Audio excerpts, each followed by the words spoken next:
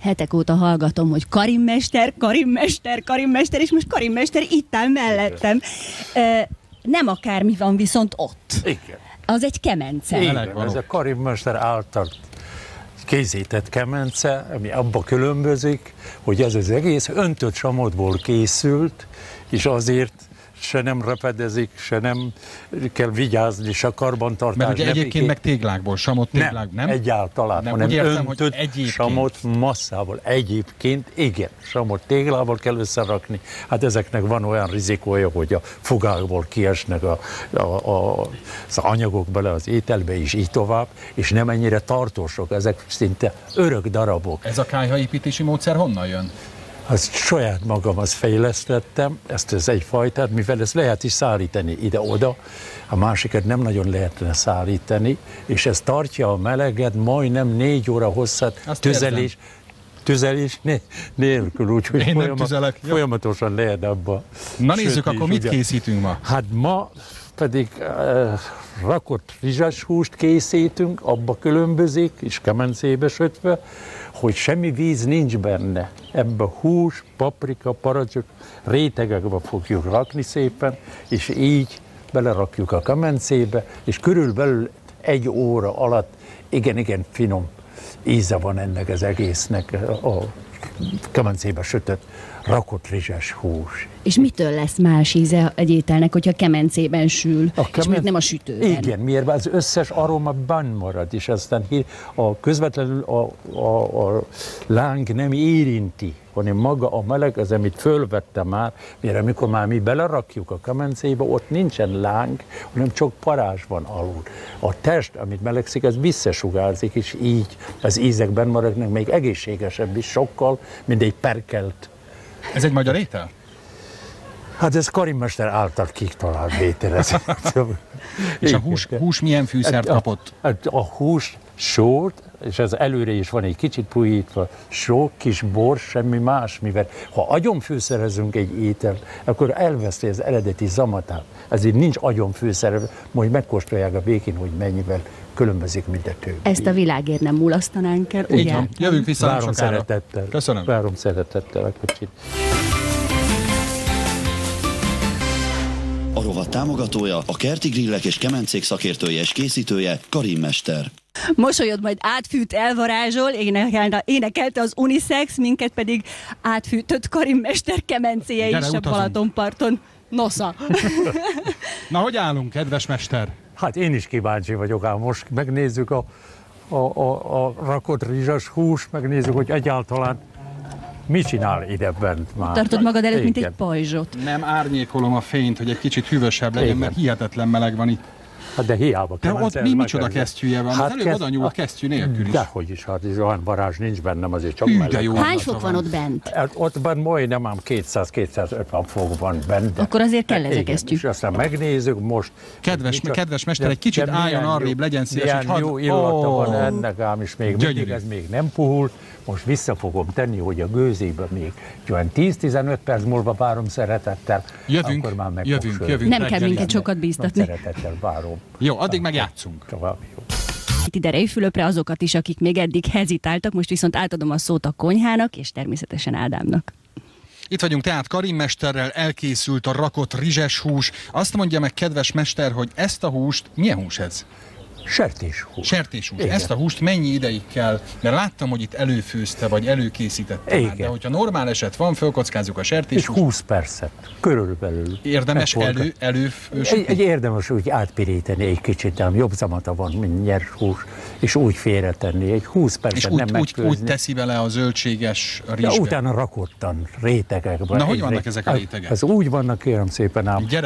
Igen, a lábos kikenjük zsírrel, és akkor előkészítjük a hagymát aprítva, a paradicsomot ugyanúgy szeletekbe, és ugyanúgy a rizs megmosva és félretéve, és így szeletekbe rakjuk le, és úgy lefejtjük az egészet, és beleteszünk. Vizet nem adunk hozzá egyáltalán. Ez mennyire különbözik egyébként mondjuk így a lecsótól? Tessenek megkóstolni. Mennyire különbözik egyébként a lecsótól, mert hogy hagyma, paprika, rizs, sokan készítik rizssel a lecsót. Víz nincs benne, ugyanazokat az amatokat ugyanazokat az amatokat szívja be az étel, szóval idegen anyag nincs benne. És gondolom a kemence a másik, ami miatt más az íze, de mindjárt megkóstolom. Más az íze, mint a lecsónak. Más, persze, de nagyon finom, nagyon könnyű. Nagyon könnyű. Nekem a rizsas hússal mindig az volt a gondom, hogy összeállt, mondjuk általában a napköziben ettem, összeállt a rizsahússal, és nagyon nehéz volt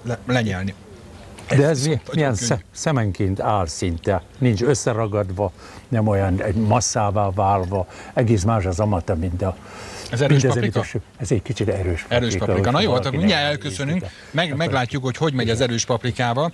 De addig te nyugodtan mondjad, hogy te is érzed ezt a zöldséges, könnyű ízt. Azért mondom, érzem, Ádám, érzem ezt a zöldséges ízt. Kapd be azt a paprikát, szeretném látni a fejedet. Megint megdagadjunk. Jaj, de tényleg erős.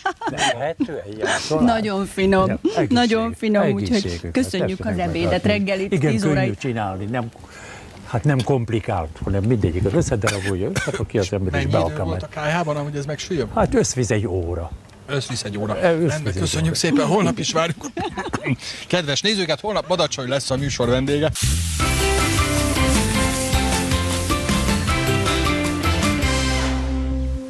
Armand, még nem tanultam semmit, majd most a nézőkkel együtt. Itt állok Karim mester mellett, és az ő kedves fia mellett, Karim Árpád. Így van.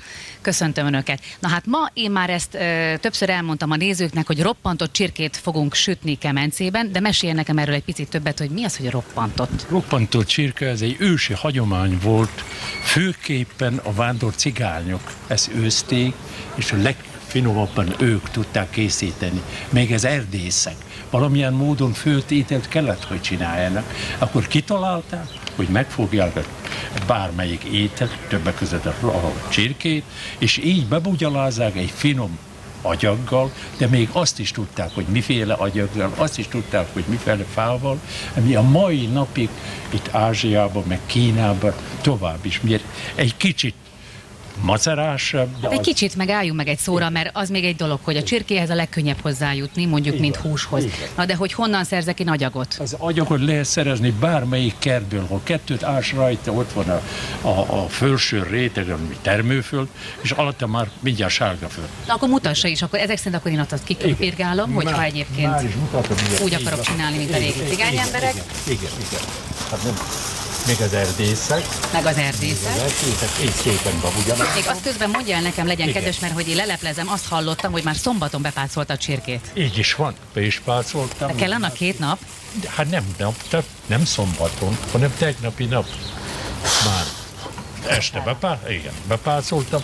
Túlságosan nem kellene mindenféle pácakat rárakni. Mondja meg, hogy milyen fűszereket használ benne. Hát ezt az Árpád fiamat kértem meg, hogy ő a fűszermester? Így van. Fűszermester, hogy már pár akkor egy picit jöjjön ide. Nem kell rá sok fűszer, sóbors, ez a csirkének általában barátja, kis piros arany, mustár, rozmaringa a hóna alá, és ennyi.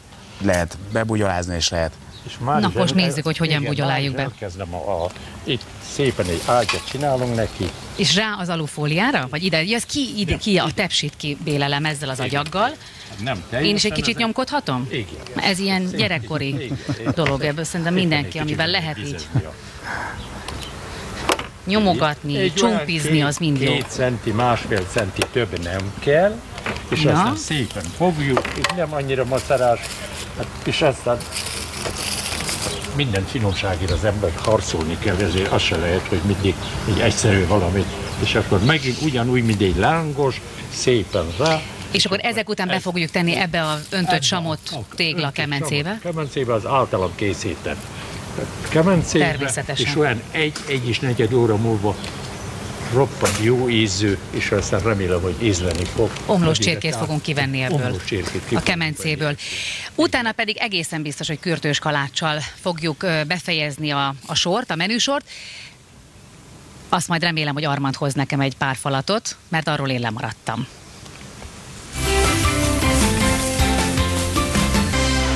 A rovat támogatója, a Kerti Grillek és Kemencék szakértője és készítője, Karim mester. Én egészen biztosan megéheztem, de azt hiszem, hogy ebből még most nem tudok enni, mert ez még csak félkész, ugye? Hát nem teljesen félkész, ilyenkor azért neveztük roppantottnak, akkor így megroppantjuk a csirkét, És akkor Aha, stílusosan egy K betű itt a tetején. egy K betű, az a karim, és akkor ma így, és aztán még visszarakom egy olyan 10 percre, hogy teljesen ropogós legyen, mindjárt meg is Belenézzünk az alufólia alá azért, hogy milyen lett a csirke? Igen. Ez kis agyagos csirke, kedves nézőink. Roppantott csirke kis agyaggal. Egyébként milyen köret illik hozzá? Hát itt a köret is, csak egy paradicsomot, vagy egy kis savanyúságot. Tessék meg. Könnyű zöldségek csak. Csodálatos. Lehet valamivel esetleg megszóri, vagy nem csinál ilyeneket? Nyugodtan. Hogy egyáltalán Tessék ilyen. megnézni, Hogy hogy már milyen. Hát még egy pici azért kellene neki. Azért mondom, Ugye? hogy visszateszem, és aztán már meg is van külve. Jó, akkor addig eszünk egy kis kürtős kalácsot, mert az illatát én már érzem. Várom szeretettel, addigra már kész lesz. Újra. És kedves nézőink, ami az előbb még félkész volt, csirke, az most arra tálalásra kész. Tehetek egy próbát, Karim mester? Hát, hogyha megengedi, segítek. Vagy ez sértés? De, hogy is. Ne haragudjon, hogy én megkóstolni. Nem megkóstolni, inkább csak megnézni, hogy jó lett a csirke, amit Karim mester csinál, egészen biztos, mert nagyon-nagyon könnyen bele tudom szúrni a villát. Meg szabad megkóstolni? Parancsoljon ám egy kicsit. Megteszi, hogy vág nekem egy picikét? Nagyon-nagyon szívesen. Nézzük, hogy kell egy csirkét szakszerűen fölvágni. Nem könnyű egyébként. De ezt tudod, hogy ez omlós csirke, ez csak attól roppanós, hogy Agyagba sült, tésztában, vagy ilyen agyagburokban. Hallottam, hogy roppant a csontja. Roppant a csontja, igen. Majd most megnézzük a fűszerezést is. Árpád mesélt az elején, hogy rozmaring is van rajta, amit nem is feltétlenül csirkéhez szoktak én szerintem használni, de ettől nagyon különleges ízt ad neki, biztos vagyok benne. Nagyon szépen köszönöm. Még elég nagy a szám, de azért ettől egy picit kisebbet fogok magamhoz venni, és így aztán megvan a reggelim és az ebédem is, mert ettem egy kis kürtős tulajdonképpen kell hozzá köret, vagy azért van a paradicsom és az uborka? Ott a paradicsom. Ennyi elég, ugye? Tehát nem kell mellé még köret. Semmit. Kíváncsi vagyok, hogy így a roppantott csirkének valamilyen különbség van a többi között, vagy nem. A melle olyan, amilyennek a mellnek kell lennie. Nagyon finom, tömör hús, de közben pedig nagyon könnyen omlik szét a szájban. Nem tudom, ez a kettősség, ez valahogy egyszerre van jelen. Tényleg 2 napig érleltek? Nem, csak egy napig valamilyen tévedés volt. Az. De a csirkék kell egy napig? Hát de persze, mivel azok az ízek bele kell. Azt hiszi az ember, hogy ezeket a nagyobb, vadabb húsokat kell ilyen hosszú ideig pácolni, és egy ilyen könnyű csirkét is érdemes, ugye? Igen, érdemes egy kicsit. Nagyon könnyű nyári étel, ami ilyen kánikulában is jól esik az embernek, mert mégiscsak azért van kalóriatartalma, tehát a tápanyag is benne nagyon jó, a hús, de közben pedig könnyű zöldséggel lesszük. Mondja meg nekem, hogy hogyan találja ki ezeket az ételeket? Mikor jön az ihlet? Az igazság, azt mondja, hogy ez, aki hangszerkészítő, annak muzsikálni is tudni kell. Az, aki kemencekészítő, annak ételt is, meg gasztronómiai. És otthon együtt főznek? Bocsásson meg, csak a fiát is közön megszólítom. Árpi fiammal együtt főznek? Én látszik is rajta, hogy szereti. Én külön háztartásban dolgozom, de én is nagyon szeretek főzni.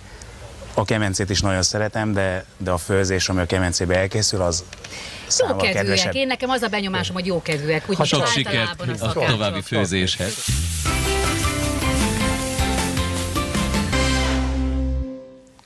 Jó reggelt, Karim Szép mester. jó reggelt kívánjuk. Itt nagyon jól vagyunk.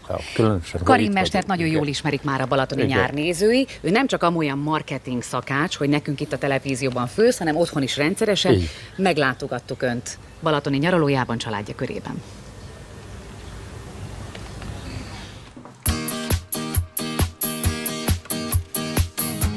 A 70-es években a magyar nyelvet nem beszélve költözött Magyarországra.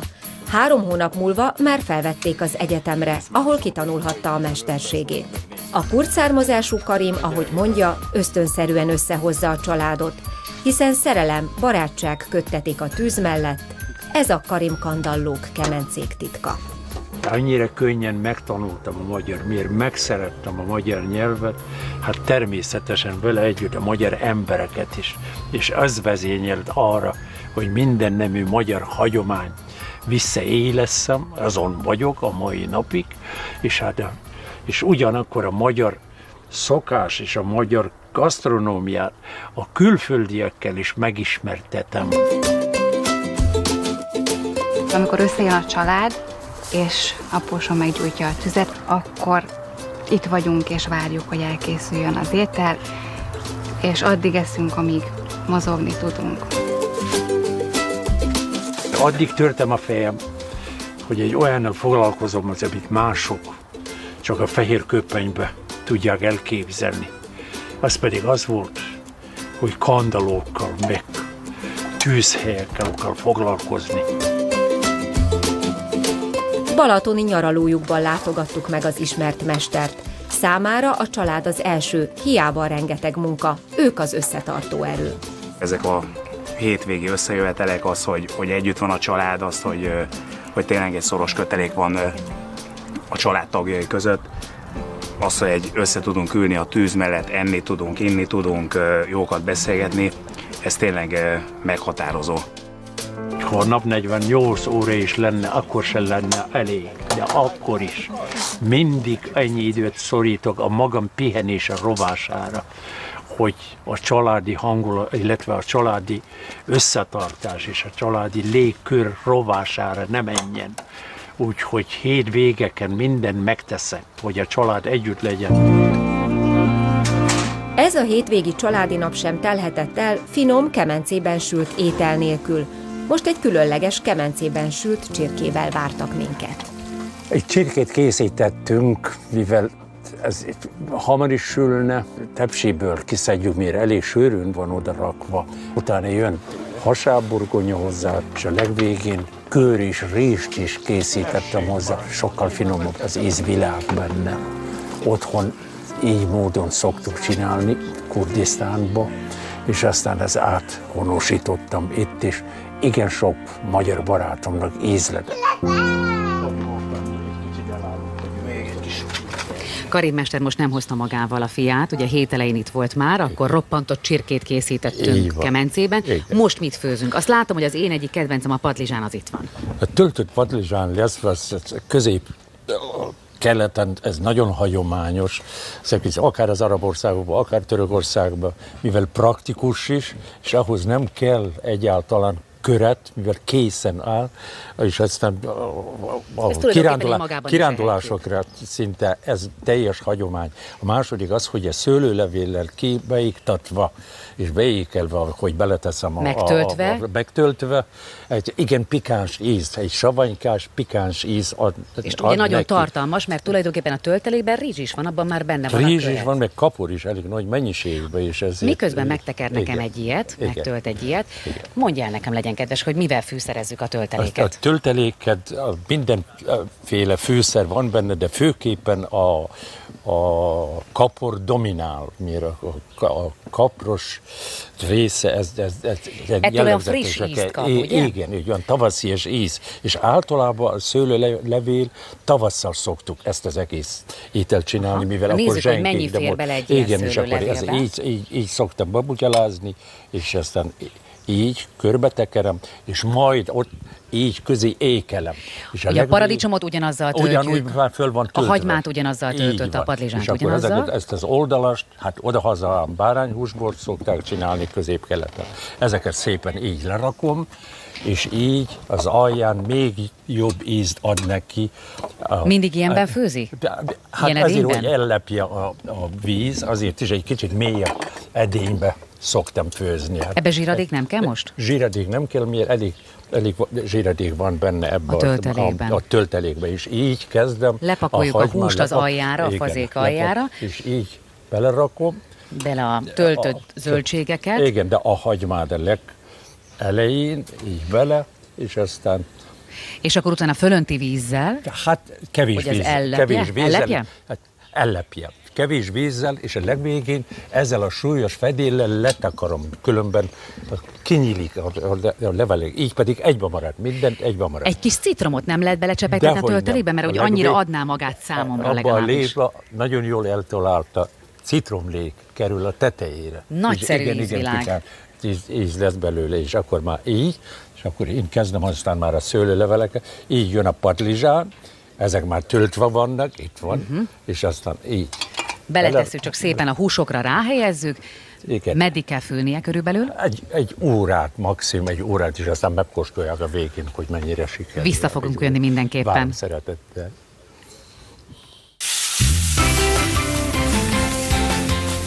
A rovat támogatója, a Kerti Grillek és Kemencék szakértője és készítője, Karim mester. Köszönjük szépen. Most pedig nézzük meg, hogy Edith mit tanult Karim mestertől a konyhában. Az orrom jelzi, hogy már kész az étel, és a hasam is jelzi, hogy nagyon szeretné megkóstolni, amit Karim mester főzött, mert hogy elkészült az étel. Igen. Na nézzük, hogy mi lett belőle. Hát akkor itt van a többet, tessék ám valamilyen módon. Meg is hát kóstolom, de hol a hús? Hát itt a hús mindjárt, hogyha már... Hát az oldalas meg ott van. Itt a finom hús, kérem szépen. Tessék. És ezt így is szolgáljuk föl, hogy akkor ez az oldalas, igen, és mellé a szőlőlevélbe tekert illetve szőlőlevélbe tekert töltelék, meg a hagymát ugyanabból a masszából, meg a patlizsán az, ami ott van, meg a paradicsom ugyanabból a masszából van. Ezt én úgy látom, hogy ez egy nagyon-nagyon könnyen emészhető étel, mert hogy van benne rizs, meg egy pici hús, nyilván az oldalas nélkül, és a zöldségek. Így van. Ugye? Tehát ez nem olyan, ami megfeküdni a gyomrunkat. Kapor, nagy mennyiségben kapor is van. Szósz nem illik hozzá? Tessék? Szósz nem szoktak hozzátenni semmit. Megkóstolni, és akkor majd ha csak nem valami finom bort. Megint valami csodát csinált. Mindjárt megkóstoljuk. Holnap viszont lecsót készítünk, és keszeget, és jön hozzánk a Fresh együttes, aki muzsikálni fog. Újabb világrekord után Erdős Csaba és Kaszkadőr csapata érkezik hozzánk. Ökör, uszály, leves és herendi porcelán, kulisszatitkok az Anna Báli előkészületet. Anna Báról sokat tudsz, hiszen te leszel a műsorvezető. Igen, majd ott beszélek. Majd beszélsz róla. Most pedig újra adjuk át a színpadot, illetve a hangot a színpadnak, énekeljenek a lányok.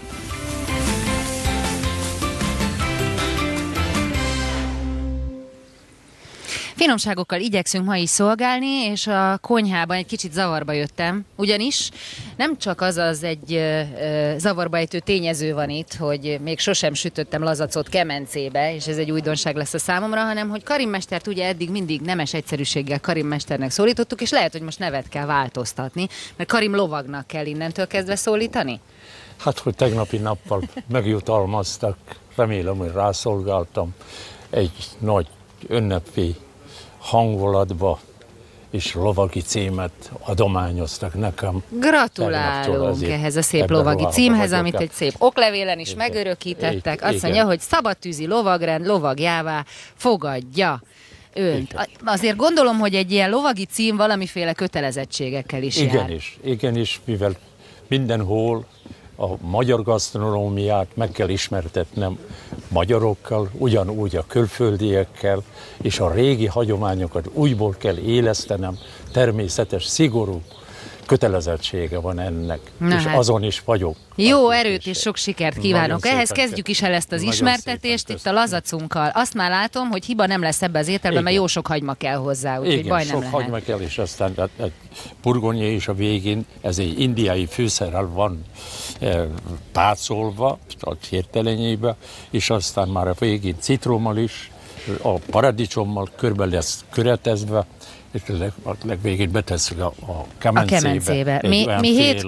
Mi hétköznapi halandók, kezdjük az elején, a lazacsal nem ilyen formában szoktunk találkozni, hanem szelet formájában leggyakrabban. Hogyha van nekünk egy egész lazacunk, akkor azt hogy bontsuk ki, hogy ilyen formát öltsön? Darabokból leszedjük belőle, és mivel nincs nagy szálka benne, csak 2 gerincén van, úgyhogy nem is veszélyes, szálkamentes szinte. Tehát ez ilyen szinte kifilézet? Szinte kifilézet, igen, és aztán az íze igen zamatos, mivel több főszerrel van, többek között ezzel mondom, az indiai speciális főszerrel. A legvégén majd megkóstolják, hogy mennyire finom. Ott van képzavar az én fejemben, hogy ugye a hal az nagyon gyorsan elkészül, a kemencés ételeket meg úgy hosszabb ideig ott szoktuk hagyni. Jó az a halacskának, hogy bennülő hosszan a kemencében? Hát nem megy hosszan a kemencében, mivel elősütöttem a hagymát, meg a krumplit. Ez előre megy, és ez meg csak a végén. A végén már most együtt megy be már, mivel már ez elősütöttem a kemencébe, mielőtt ide jöttek. Mert én ezt nyersnek néztem, de tényleg itt van. Igen, elő van már ez sütve. És azért is most oda kerül, és így a paradicsomot rá, de hát el is kezdhetem végeredményben. Nyugodtan kezdjük el. Igen. Persze. Hát ez nagyon jól fog mutatni, és jól fog. Na, nagyon jó. Igen. Nagyszerű lesz. El is kezdjük, és aztán a végén... Micsoda illatok vannak itt már most. Több citrommal lesz lecsöpögtetve. Visszajövök még, és majd még kibontjuk egy kicsit jobban ezt a lazac témát, de azért nagyon sok minden vár még ránk. Nagy szeretettel várom akkor.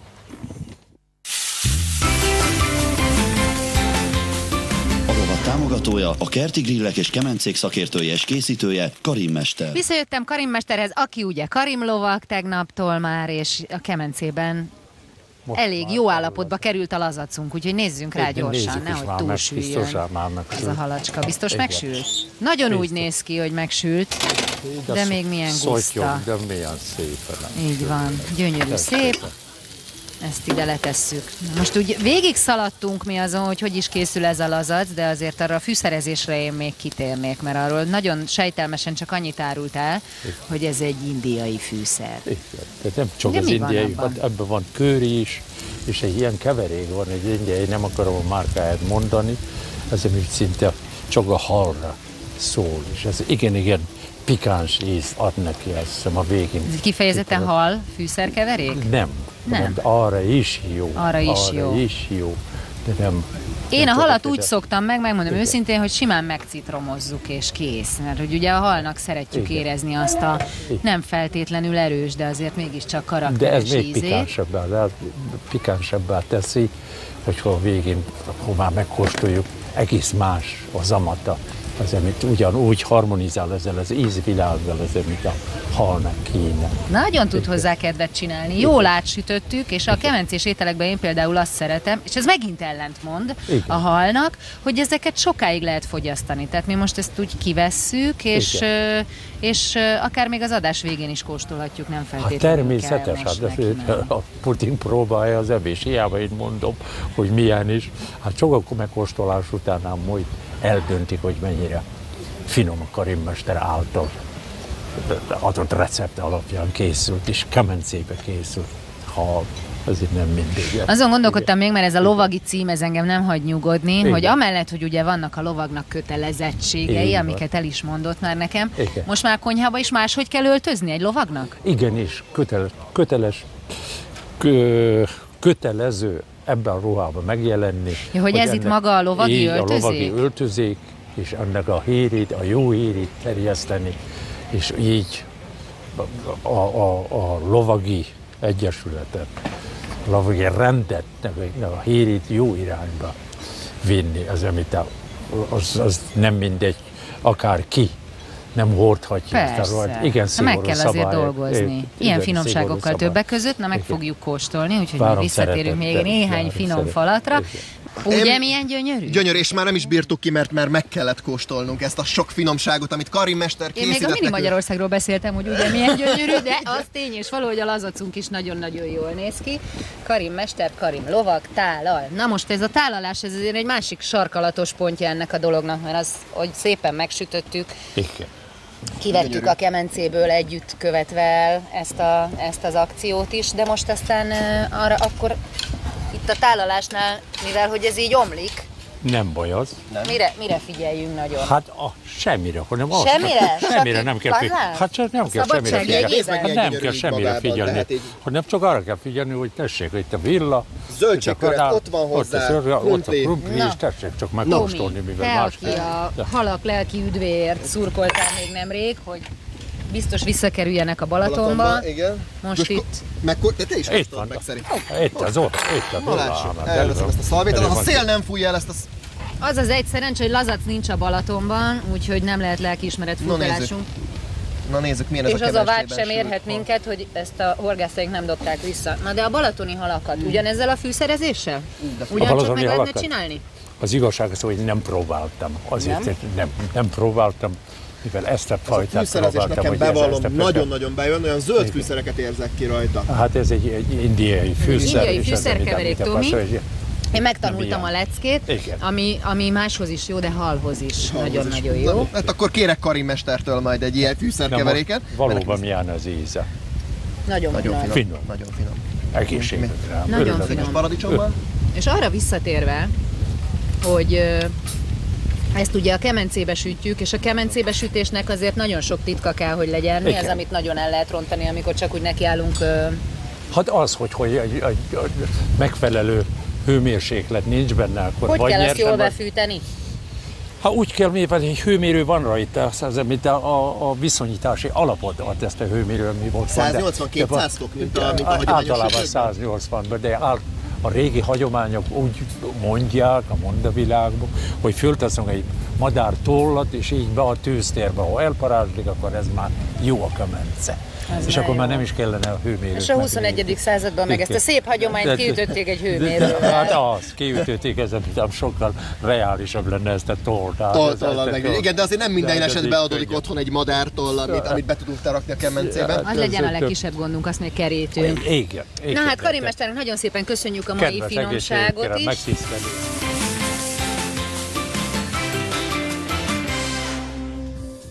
Legszebb vizeinkből sok mindent ki lehet fogni, az biztos, de ilyet nem, ami itt a konyhánkban van. Karim mester, sőt, ugye, akik velünk voltak már a héten, tudják, hogy Karim lovag, megint hoz nekünk valami finomságot, de most ráadásul még csak nem is sósot fogunk sütni, attól függetlenül, hogy a kemencét használjuk, hanem édeset. Mit csinál ma nekünk? Hát az igazság az, hogy ezzel be akartam mutatni, hogy nem csak a húsok sülnek az általam készített kemencékbe, hanem igen finom tésztákat is lehet. Azért beiktettem azt a tavaszi ízű lepényt, amit a tetején... Tavaszi lepény? Tavaszi lepény szinte. Tavaszi ennyire, lepény. Igen, az nem zsíros, hanem inkább frissíti az ember, inkább igen könnyen meg lehetne csinálni, és engem jó ízek. Kicsit megzavar itt ez a bőség, ami itt van előttünk, igen. Mert van itt szilva, alma, barack, ilyen lekvár, olyan lekvár, amolyan lekvár, háromféle lekvár. Milyenek ezek? Ezek a lekvárok, ezek sárga barack lekvár, szilvelekvár, meg fügelekvár. Fügelekvár, és akkor még nem beszélve az alapvető hozzávalókról, tojás, cukor, liszt, vaj, stb. Hogy hányféle lepényt készítünk, hogy ilyen sokféle gyümölcs és lekvár kell? Egyféle. Ez mindegybe megy bele? Mindegybe megy az bele. Aztán gazdag lesz. Abban van az érdekessége, hogy igen, sok zamat van ebben a lepényben. Nagyon jó, ha jól hangzik, de ugye az alapja az a tészta lesz, hogyan készítjük el a tésztáját a lepénynek. A tésztáját pedig, hát hogy nem, hogy a mennyem szokott segíteni ebbe, hogyha szabad. Akkor közelebb bújjunk hozzá, igen? Igen. A tészta az lisztből, tejfölből, vaníliás cukor hozzáadásával, egy kevés tojás és pudingpor, ami még a titka ennek a tésztának. Mit csinálunk a hozzávalókkal? Hát ezeket össze fogjuk keverni. Kapunk egy nagyon kellemes lágy tésztát alapanyagként, és utána ezekre fogom szépen rárakni a különböző gyümölcsöket, és akkor ezek fogják megadni az egész süteménynek ugye az arcát. Tehát a kész tésztánkat beleterítjük ebbe a szép nagy tepsibe, és aztán utána rápakoljuk a gyümölcsöket. Ezeknél a gyümölcsöknél van olyan, hogy van amelyik, ami keményebb, az egy kicsit tovább sül. Egyszerre rakhatjuk őket? Egyszerre. Vagy pedig odafigyeljünk egy kicsit arra, hogy... jellegű ez, amit nem ennyire puha, és egyszerre fogjuk vele sorba.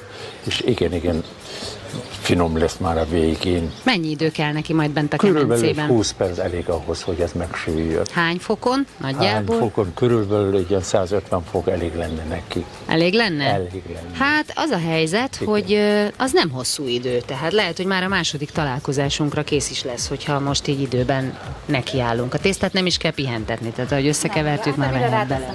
Bocsánat, mire a gyümölcsöt ráteszem, addig pihenhet a tészta, de szépen lehet folyamatosan, és utána mehet be a kemencébe. Ez egy ilyen saját fejlesztésű recept? Igen, saját fejlesztésű recept, ugyanúgy, mint ahogy a többi húsrecepteket összeállítottam. Ennek is volt sikere, már kipróbáltam, és azért is átorkodtam. Letesztelte? Karim lovag? Csak úgy hozta el hozzánk? Mennyire szeret kísérletezni ezekkel a dolgokkal? Mert nekem is sok minden eszembe jut, de kemencébe, lepényt még nem sütöttem. Az igazság az, hogy ezekben még igen finom kenyeret is lehet, meg lepényt is, és ezért máma be akartam mutatni, hogy ne csak a húsokat süssünk, hanem a tésztafélék is, ugyanúgy sülnek benne, csak más fokon, rövidebb ideig, és így tovább. Hát ezekben igen komoly, finom kenyereket is lehetne benne sütni, és igen sok helyen egész hétre való kenyeret sütnek, 2-3 nagy darabot, amit még hétvégén még mindig ehető, még mindig jó zamata van. Mindahogy hajdanán, ugyanazt tudja csinálni, mint a régi agyagkemencék, ez, amit régebben csinálták, igen. Na, majd még beszélgetünk arról, hogy mi minden lakik egy kemencében, és meg is kóstoljuk hamarosan a süteményt, de én most egyelőre jó munkát kívánok hozzá. Várom szeretettel. támogatója, a Kerti Grillek és Kemencék szakértője és készítője, Karim mester. Nem ér minket meglepetés a konyhában, mert Karim mester megmondta, hogy rá húzódik, rá duzzad, rá dagad a tészta a gyümölcsre, és így is történt, gyönyörűen megsült már a piténk, a lepényünk, bocsánat, a kemencébe, elkészült a finomság, és mindjárt meg is kóstoljuk, csak előtte még egy picikét, azért beszéljünk egy küldetéstudatról, jó? Mert az nagyon fontos, hogy elkészítjük a finomságokat, hogy megetetjük azokkal, akiket szeretünk, vagy akiket meghívunk, az egy dolog. De annak, aki lovag, ugye, akinek van egy nagyon fontos feladata, annak valószínűleg azt is szem előtt kell tartani, amikor valamilyen ételt készít, hogy az nagyon jó minőségű legyen, vagy hogy egészséges legyen. Mik az elsődleges szempontok egy lovag életében? Az igazság, az főképpen egészséges legyen. Főképpen azokból az anyagokból kellene csinálnia, vagy készíteni az ételt, ez amit biztos benne, hogy egészséges, nem ismeretlen helyről jövő, hanem ennek a származási helyét is kellene, hogy tudjon. Igen szigorú szabályok vannak azokkal az ételekkel, amikkel mi dolgozunk, hogy nehogy hamisítvány legyen belőle. Ez természetes, minden étel az ember egészségét szolgálja. Akkor ezeket a lekvárokat is biztosra vehetjük, hogy hozzáértő nagymamák készítették, vagy ki Inkább saját kezűleg. Saját kezűleg készítjük, az a legbiztosabb. Tehát igazi jó házi lekvár. Családon belül a piacon megveszem, és aztán itt recepte alapján szépen megcsinálom otthon, különben nem merészkednék bármit is adni ismeretlen származásukból. Én meg mindjárt meg is kóstolom, mert hogy az illata az elképesztően csábító, csak teliszájjal nem tudok beszélni, úgyhogy előtte még elengedem önöket.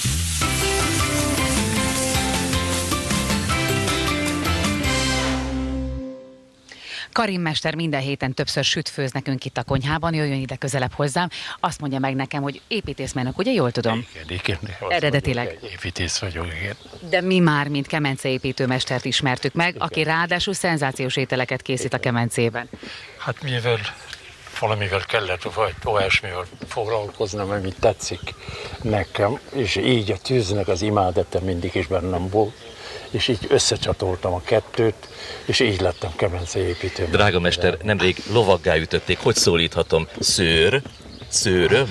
De hanem az, hogy a szabadtűzi lovagrendnek lovagja vagyok. Lovagja. Ezzel megtiszteltek. Hát egy igazi szőr készít nekünk. Mit? Mi lesz majd? És még azt is mondja meg, hogy a másik szépségen kívül kit hozott magával? A mennyemet hoztam magammal. Jó reggelt kívánok! Aki már belefogott, nem is tudom, itt valamit mandulapirításba, ahogy én azt látom. Na, mesélj nekünk egy picikét erről, hogy milyen ételt készítünk. Báránycomból, de akkor is előre egy kicsit megpároltattam, mivel féltem ettől, hogy az idő alatt ez rendelkezésem áll idő. Mibe kell párolni? Sós vízben? Ebben sok-sok minden van. Fűszeres lében. Nem spóroltak ki a fokhagymát, azt látom. Azok is benne vannak, és akkor hát mivel pilávot mondtam, az körbe lesz véve rézsel, kőris rézsel, és így rám mandula, mazsola is, és így ünnepélyesé. És csípős paprika is kell hozzá? Igenis, ez már is. Ez csak miattam, ugye, mert én mondtam a múlt héten is, hogy mennyire szeretném. Az csípős van benne, csili is van benne, de hát már ezzel csak egy szép színt adna neki, amikor majd mindjárt bekerül a kemencébe. Azt mondja meg nekem Karim mester, hogy veszi először is, hogy milyen bárány kell hozzá, fiatal, vagy a birka is megsül a kemencében? Hát a birka nem mér, 8 általában bárányokat napba mérik, 8 napig, másfél óra alatt megsül. Akkor szopós bárány. Így van. Szegény. És 8 napon túl? Akkor már emelkedik a sütési ideje, akár 3,5 órát lehetne ám sütni benne. És hogyan veszi el a báránynak azt a fagyús, speciális ízét? Ennek semmi fagyúja nincs, hanem ez olyan helyen kell venni, ahol igazán bárányt árusítani. Majd meg fogják ézni. Ez a nehéz, nem? Fokhagyma, de itt mintha gyöngyhagymát látnék. Igen, is. Ugye gyöngyhagyma is kell benne. Ugyanúgy. És fokhagyma is, tehát mind a két fajta. Ahány fajta hagyma van, minden lehet. De hát nem csak ez a két fajta. És aztán ez jókurttal is van, ez savanyú jókurttal is van, ez pácolva.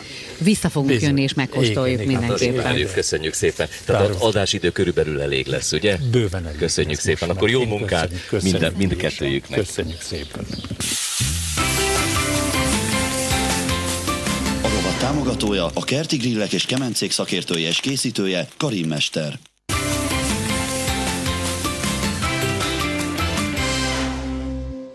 És én közben visszajöttem Karim mesterhez megnézni, hogy áll ez a báránypilaf. Illata már van, de ez még mindig nem a végleges verzió, ugye? Mert most tesszük be a kemencébe. Így van, így van. Akkor most egy picikét előpároltuk, befűszereztük a bárányt, és hozzátettük a főtt rizst. Így van. De nem magában, hanem... Van, hanem sült mandulával, mazsolával, és a rizs maga is, kőris rizs, az sincs véglegesen, most a kemencébe ropogassá válik ez az egész. Kis olajon pirította meg a mandulát? Nem szárazon, csak a serpenyővel? Olajon. Olajjal, mindegyik olajjal van. És a mazsolát? Mazsol és ugyanúgy olajjal. Milyen olajon? Éppen normális. Étolaj, napraforgó olajon. Így van, napraforgó olajjal, és így majd az amatok egybesülnek is. Ez nagyon egzotikus, mert ugye a magyar konyhában a mazsolát, meg a mandulát, azt inkább édességekhez használjuk. Rizssel is lehet, csak akkor édes rizs formájában. Itt meg ugye húshoz, ami hagymás, picit csípős. Igen. Pikáns, amikor egy mazsola az ember foga alá kerül, vagy pedig egy inkább bosszantó, nem? Nem bosszantó. Azt mondja meg nekem, hogy mit jelent a piláv szó? Hát a piláv az ilyen ünnepélyesé teszi. A piláv az általában a lakodalmakban szokták, hát legalábbis keleten, és hát mikor rajta van az a sok mazsola, meg a mandula, már tudni, hogy ez egy elit vendégnek szól azért is. Értem, és azt így egybe lehet akkor feltállalni azt, amit majd felkínálunk ebédre, vagy vacsorára. És aztán mindenki szed magának is, az így a köretlen. Lehet-e a rizst helyettesíteni bármi mással, krumplival, vagy zöldségekkel, ugye el tudok képzelni hozzá padlizsánt, vagy nem tudom, lehet, hogy nem jó. Nem nagyon. Nem nagyon. Jó. Nem nagyon, ez így jó, ahogy van, így komplet. Rendben van. Azt mondja meg nekem, hogy van az, hogy egyszer kemencét épít, ugye az egy ilyen fizikai munka, az koszos lesz, meg nem tudom micsoda, és utána akkor mosakszik, és akkor megy a konyhába főzni, vagy azért otthon azért hajnalka a felesége is főz? A hajnalka a mennyem. Bocsánatot kérek, arra ugyan látja. Ilyen fiatal feleség. Igen, azt mondja, hogy jó sorsra érdemes. Sokat segít ebbe. Tehát, hogy van ez, hogy megépít egy kemencét, és akkor utána pedig a konyhában ki is próbálja? Természetesen, nélkül nem lehetne egyáltalán ennyi fajta. És akkor mindig a hagyományos recepteket hozza, vagy azért néha újít is? Hát újítok rajta. Egy picikét igazodni kell a magyar konyhához is. Van, amikor csak a saját ízlésem alapján az ízeket összeállítom, miért én azt mondom, aki hangszerkészítő, annak muzsikálni is tudni kell, ahhoz, hogy hangszerkészítő. Én is úgy vagyok a kemencében. Nem csak szakácskönyvből. Nem csak kottából. Nem, egyáltalán. Hanem az ízeket összeadom, és akkor minden nemzetnek az ízeit. És így, de főképpen a magyar gasztronómiát kötelező megkóstolni és ismerni. Nem is, hogy ismerni, hogy ismertetni. Annak pedig része a hal is. Most Armand megy pecázni. Mi addig megesszük a bárányt, illetve előtt betesszük a kemencébe. Jövünk vissza. Már is beteszem a kemencébe az ételt. A rovat támogatója, a Kerti Grillek és Kemencék szakértője és készítője, Karim Mester. De nagyon. Akkor nem sokára megkóstolhatod. Most arra kérlek, hogy fáradj a színpadra, hiszen muzsikálsz nekünk, mi pedig megyünk Karim Mesterhez, megnézzük, hogy áll a bárány. De feltétlenül a szám után csatlakozz hozzánk, mert meg kell kóstolni. Gyere, Edith, nézzük meg, mert az illatok már itt vannak az orrunkban. Nézzük, hogy Karim Mester hogy készítette el ezt a piláfot, báránypiláfot. Igen, ami én megtudtam, hogy ez attól piláf, hogy ez egy ilyen egybe tálalható étel, akár egy ilyen ünnepi is. Merre mehetünk? Erre? Bocsánatot kérünk. Már a tálalásnál tartunk. Ugye, Karim Mester, kész van. Elég volt az idő? Az adás ideje? Elég volt bőven. Igen, pontosan. Azt mondta Karim Mester, hogy ez inkább ilyen esküvőkre, vagy esküvőkön is gyakran felszolgált étel, a piláf. Igen. Én már össze is adtam Karim Mestert a mennyével. Na most azt látom, hogy ilyen vékony szeleteket vág. Mindegy, hogy mennyire vékony vagy vastagak ezek a szeletek? Az igazság, az teljesen mindegy. Az végeredményben összedaraboljuk. Mindegy, hogy melyik kézzel vágja? teljesen. Amelyiken a sas van, mert én azt látom, hogy az biztosan valamilyen Igen, rég az ujjamon, mikor idejöttem, édesanyám ráhozza az ujjamon, hogy fiam, kísérjen szerencsével, és azóta rajta van, és bízom is abban, mivel igen erős állat, akár egy bárányt is elkapja, és aztán úgy fölfelépít. Na, mindesetre én ezt mindjárt meg is kóstolom. Nagyon is kíváncsi lennék. Hát addig várjuk, hogy megkóstoljuk, sőt, Szent Martin is ide fog jönni, és megkóstolja, állítólag imádja a báránykúst.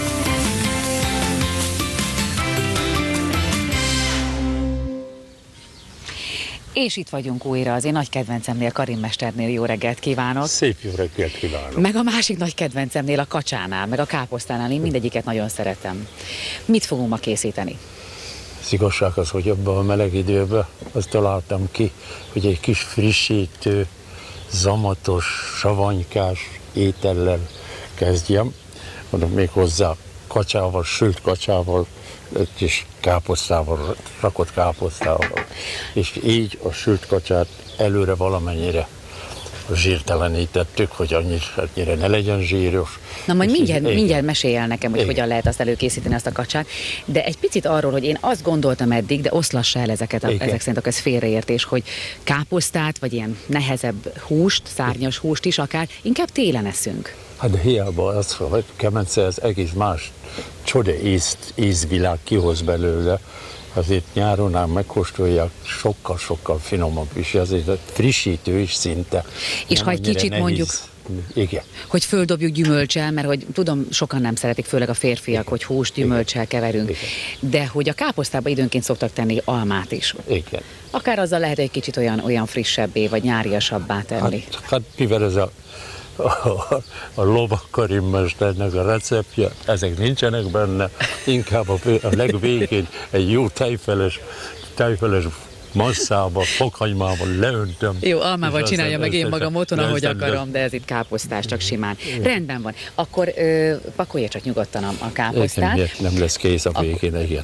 Akkor nézzük a folyamatot, hogy igen. Akkor Először a káposztát így lerakom, és aztán ebben a káposztában van benne borsikafő, és meg apróra vágott hagyma, vörös hagyma, babérlevél, és kérem szépen köménymag, ezek a hozzájárója, és aztán a közepére majd le lesz téve ez kacsacomb? Ez kacsacomb és mell. És ez pecsenye kacsa, az ennyire nem ugye a szárnyasok közül nekem azért tetszik nagyon kacsa, abszolút a kedvencem, mert hogy egy kicsikét tartalmasabb, meg karakteresebb a csirkéhez képest mondjuk, nem azért a csirkés nagyon finom, csak annyival másabb, mélyebb íze van a kacsának. Hát a kacsának egy tömény íze van, és aztán igen harmonizál ezzel a káposztával, majd a végén ki fog derülni, hogy mennyire passzol a kettő. Na de azért mondjuk az a nézőknek is föltűnik, hogy ezek már nem nyers kacsacombok, meg kacsamellek. Igen, egy kicsit az időszűke miatt egy kicsit előpirítettük otthon, a zsíradék miatt is, hogy ne legyen zsíros, mert egyáltalán nem zsíros ez az egész. Igen. És ha otthon megveszi a háziasszony nyersen, akkor a bőrét azt ne vegye le? Hát ne vegye le, de azok a vastag háj rétegeket vegye le. Azt tisztítsa ezt ajánlom, és ezért ilyen szép. És akkor utána serpenyőben akkor megpirítja? Megpirítja. Jó, rendben, és beírdalja, vagy bevagdossa a bőrét. És annak a pecsenye zsírját a legvégén lecsöpögtetjük rá az egész. Attól lesz igazán finom, szaftos. Akkor is, aztán ez ropogóra az általam készített kemencében majd benne lesz. Megkóstoljuk. Jövök vissza. Kívánom szeretettel.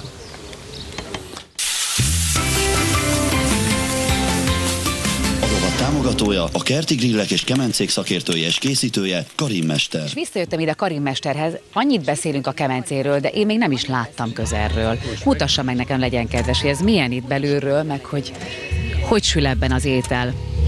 Az étel az úgy sül, hanem az két részből áll. Az alsó része a tőztere, ennél a fajta kemencénél. Ott szoktunk betüzelni, és itt van egy terelő samotból készült lap, amire 3 tepsinek a helye megvan. és akkor már itt tüzelünk, ez végig súrolja az egész felületet, és úgy visszasugárzik. Akartam mondani, hogy ebben nagyon jól megpirul a kacsabőre, de a miénk is, ha nem csukja be, mert nagyon forró egyébként itt a kemence előtt a levegő. Forró, most bezárom, és akkor már magyaráznám a fölsőt. Hát a fölső pedig már meg is nézni, hogy néz ki az, amit néztük a kemencében. Hát és az nem baj, mint otthon a sütőnél, hogyha nyitogatjuk az ajtót? Hát ez baj, de annyira nem. Egy-két alkalommal lehet, különben akkor már a sütés rovására menne. Mert ez nagyon-nagyon jól tartja a meleget. Igen, mire ezt 3-4 óra hosszat ugyanazt a hőmérsékletet tartja, meg ne égesse magát. Azért is ám belül, körülbelül egy 300 fok van. Az egy viszonyítási alapot ad neki a hőmérőhez, ami oda ki. Ha nem takarja le, akkor hogy lehet az, hogy nem szárad ki? Locsolgatja? Hát néha szoktam locsolgatni, de ajánlatos, hogy egy fóliával letakarni egy pár ideig, vagy pedig egy negyed órát, és utána levenni róla, hogy szépen megpiruljon ez az egész. Igen. És öntött rá vizet? Vizet nem öntöttem rá, mert a káposztának volt elég sok leve, az, amit ráöntöttem, és aztán ezzel pótoltam, nem vizet. Igen, szóval határozottan már most is érzem, és gondolom, hogy a húsba is ez ivódik át, vagy ez érződik, hogy van egy ilyen határozott kemencés, olyan füstös, erőteljes íz. Van egy kemence íz, ahogy mondják, mindenhogy a füstölt kolbászokat, meg a füstölt sonkákat szokták csinálni. Egy kemencének igen, egy különleges zamata van. Azért is mondják, azért ne kesedjenek azok sem, akiknek otthon nincsen kemencék, mert sütőben is nagyon finom a káposztás kacsa, meg különösen, de ennek valóban egy ilyen egyedi hatása van. Még egyedi hangulata is van, nem csak hatása. Igen. Hát akkor tegyük vissza, és akkor süljön még egy picikét, mert még egy kicsit hóka. Várom szeretettel a kóstoláshoz. Köszönöm.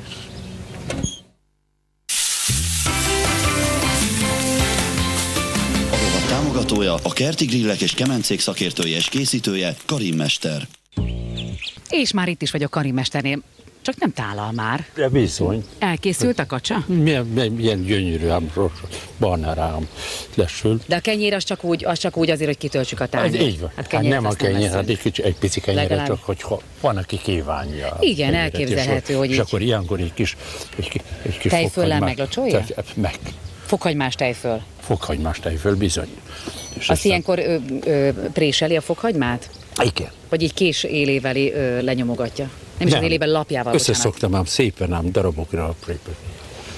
Könnyűre egy kis türelem kell hozzá, de keleti türelem kell hozzá, ahhoz nem kell minden préselni oda. Nem az a nyugati türelmetlenség, ahogyan mi akarunk itt mindent. Azt még nem mondta el nekem az elején, de az is lehet, hogy csak mondjuk el még egyszer, és az ismétlés a tudás anyja, hogy én is ezt rögzítsem, hogy mivel fűszerezi a kacsát? Hát a kacsát csak úgy fűszerezem, hogy a sóbors és majorannát nem tesz hozzá? De majorannát is szoktam hozzátenni. És fokhagymát tesz a bőréhez? Nem. Egyáltalán fokhagyma ebben nem létezik, inkább a hagyma. Azt is aprítva vágva, és úgy bele a káposztába. És azt inkább akkor tejföllel. Igen. Fokhagyma csak azon van.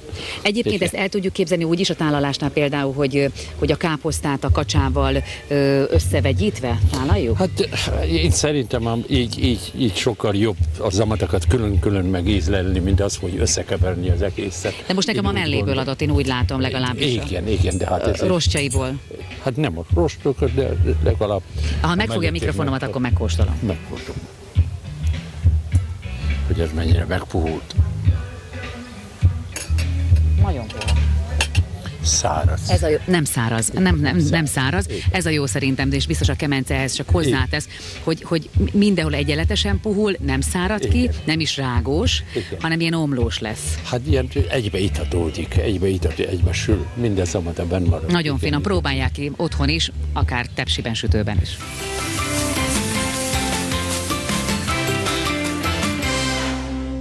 Szóval újra balatoni nyár, jó reggelt kívánunk mindenkinek, kellemes, ragyogó időben itt Révfülöpön. Hány fok van, Kriszta? Hát szerintem most én úgy számolom, hogy ilyen 26-27, de a nap folyamán még több is lesz. Köszönjük szépen Boginak az új dalát, Feel So Right címmel hallottuk, és nézzük, mi lesz a mai műsor második részében. Képzeld el, Levi, bármennyire is meglepő, egy Balaton-felvidéki dinoszauruszról fogunk beszélgetni.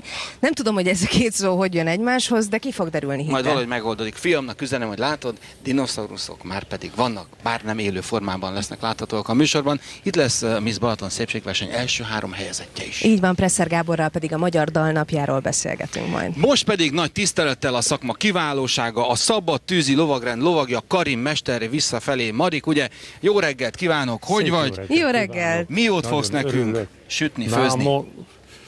Húsos lovagi batyú lesz, amit belül mangalica húsból van, hagymából, kőréből, csiliből és sült mandulával.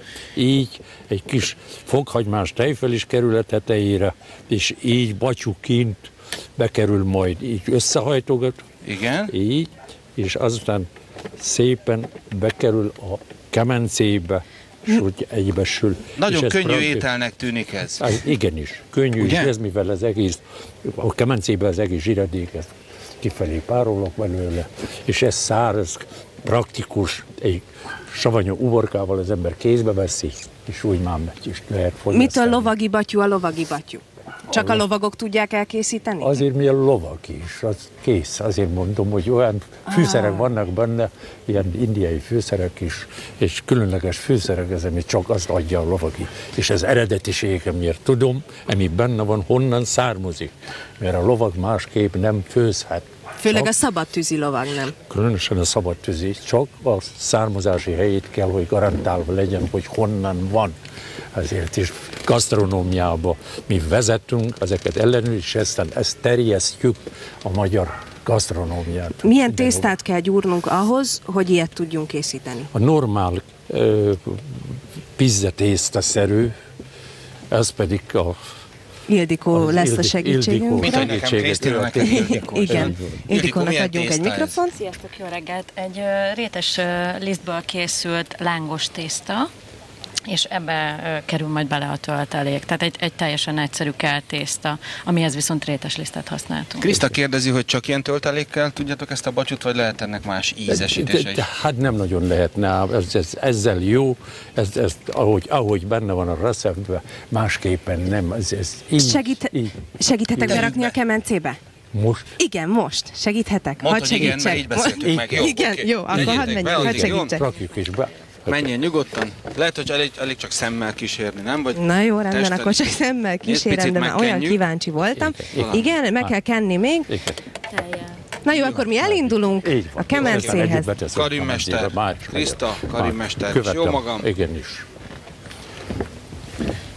És betesszük ezt a lovagi batyút. És menthetetlenül meg fogjuk kóstolni természetesen az adás végén. Abszolút. És már a kesztyű használat sem a megszokott, tehát nem veszi fel Karim mester, de mégis úgy használja, hogy ne égesse meg a kezét. Így van. Nos, akkor ennek neki is láttunk. Várom szeretettel. És akkor várunk, visszajövünk. Köszönjük szépen. Én köszönöm. A rovat támogatója, a Kerti Grillek és Kemencék szakértője és készítője, Karim mester. Az illatok önmagukért beszélnek. És hát pedig nagyon régi parfüm van rajta. De ennek örülök, hogy ez így megindított, miközben Karim mestert. És ugye a konyhában vagyunk, és elkészültek a bizonyos lovagi batyú? Húsos batyú. Húsos lovagi batyú. Hogy illik ezt enni? Ez úgy, így szalvitával, miért nem zsíros a tésztája, meg lehet fogni, és aztán itt a savanyú uborkával meg lehet fogyasztani. Tehát ennyi az egész? Ennyi az egész. Túl egyszerű ez. Hát még tejfölt, vagy ilyesmit? Lehet rá, de belül is van, belül de az, aki kívánja, belül is van, de így, ahogy van, lehetne. Itt is van. Mennyire laktató az étel? Nem laktató, egyáltalán most 10 óráig bőven belefér. Bőven belefér reggelire. 10 óráig belefér, akkor gyorsan majd megesszük. Köszönjük szépen a jelenlétet, hogy itt voltál, és elkápráztattál bennünket. Köszönjük szépen, alig várjuk, hogy megkóstoljuk. Örülök, hogy szakmát minden egyes pillanatánál ott leszek a jövőben is. Köszöntelek, mester.